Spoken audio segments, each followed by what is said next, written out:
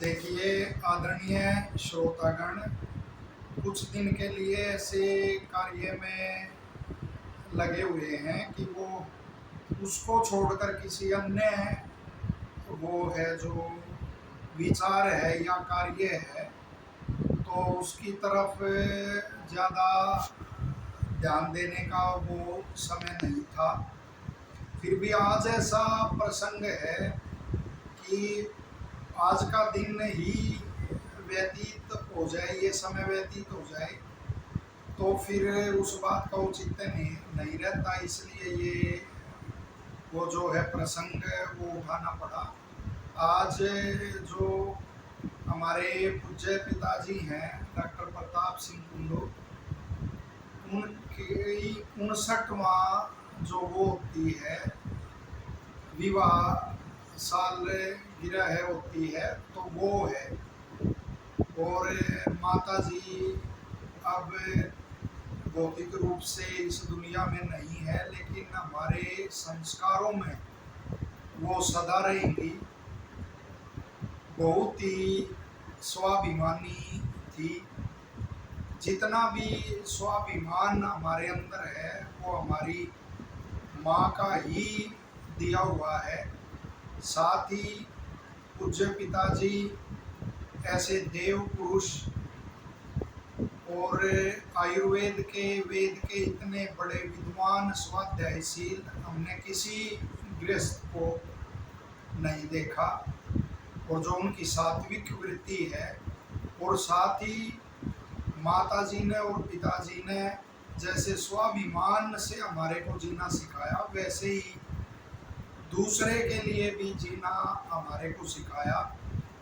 माता जी की भी विशेषता थी कि सभी भाई बहनों में माता जी का ही व्यक्तित्व ऐसा था, हमने नज़दीक से देखा, जो सबके प्रति, अपने भाई बहनों के प्रति वो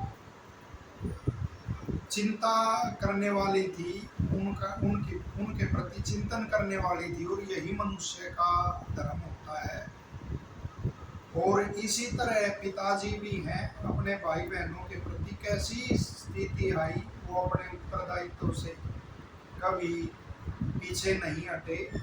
और जैसे स्वाभिमान की बात है, तो स्थल बोर जब वो कार्य करते थे तो विद्वता में उनका डंका था।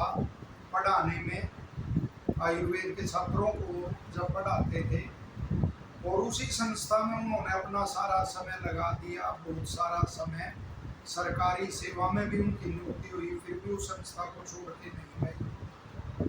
लेकिन जब ऐसा प्रसंग कोई आ गया स्वाभिमान का, तो बहुत सारे वो थे वहाँ व्यक्तित्व जिनके सामने वह प्रश्न आया, तो अकेले पिताजी ही वहाँ बिल्कुल अडिग रहे थे। उन्होंने अपना स्वाभिमान नहीं जाने दिया और सबको कहा था कि तुम्हारी नौकरी भी जाएगी और स्वाभिमान भी जाएगा। और वही हुआ। अंत में पिताजी और एक बिहार के थे मिश्रा जी, तो वो दो शेष रह गए थे जो अपनी बात पे अडिग रहे। तो बिल्कुल शास्त्रों में आता है कि जो आत्मा की आवाज़ नहीं सुनते वो गहन अंधकार में चले जाते हैं।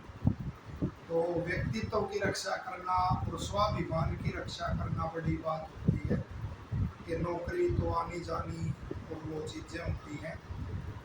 दूसरा, कल जो आर्य समाज के इतिहास शिरोमणि हैं श्रीयुक्त राजेंद्र जिज्ञासु जी, तो उनका जन्म दिवस है, शायद 90वां उनका जन्म दिवस है। तो प्रशस्त और धार्मिक जिसके माता पिता होते हैं और गुरु जिसके होते हैं वह सौभाग्यशाली होता है।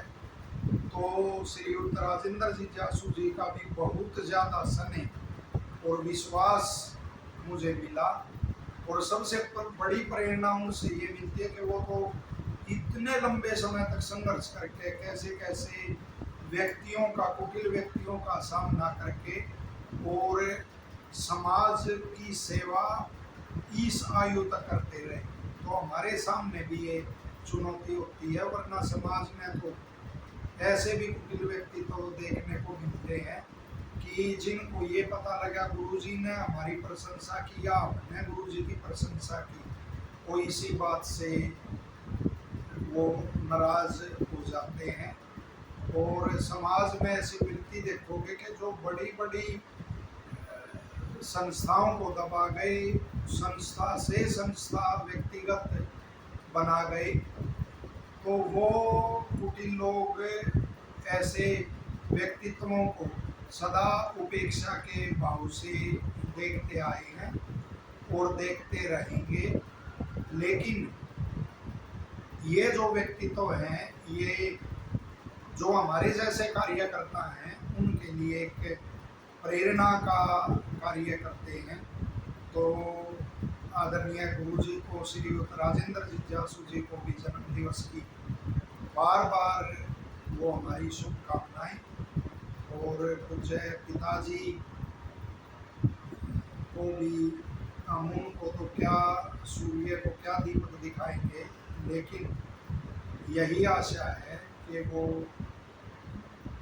लंबी आयु, गुरु जी भी और पूज्य पिताजी भी, कि वो लंबी आयु ज़्यादा से ज़्यादा दें, ताकि उनकी उपस्थिति भी हमें धैर्य और मार्गदर्शन वो देती रहे, कार्य करते रहें। कार्य करते हुए अनेक बार ऐसे अवसर भी आते हैं जब साधन भी मिलते हैं, मैन पावर भी मिलती है और साधन भी प्रचार के मिलते हैं, लेकिन तब भी हमारा ऐसा ही रहा कि व्यक्तिगत जो खान पान था हमारा, साथ रहने वाले भी जानते हैं कि वो बिल्कुल सादा और वो रहा।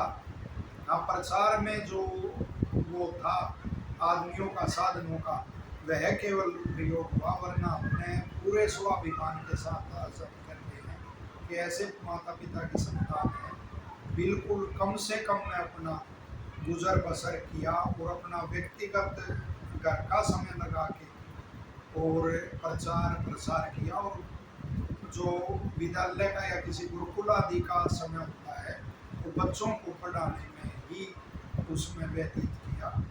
तो फिर एक बार गर्व है हमारे को कि ऐसे प्रशस्त माता पिता और मार्गदर्शक मिले, और सदा ही आर्य समाज के जो वृद्ध जन हैं उनका सदा ही प्यार मिला। इसके लिए ईश्वर का बार बार धन्यवाद करते हैं।